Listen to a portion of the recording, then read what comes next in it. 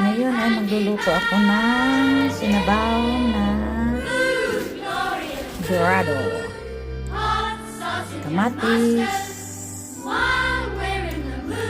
string love, lagyan ko ng bawang,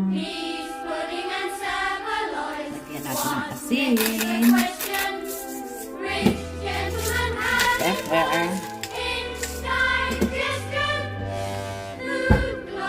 lagyan natin ng isang organic cubes vegetables instead na bechin. Huwag tayo masyadong gagamit ng magic sarap at saka bechin, hindi daw maganda. Ito, organic vegetable cubes. Ngayon, lutuin na natin siya ng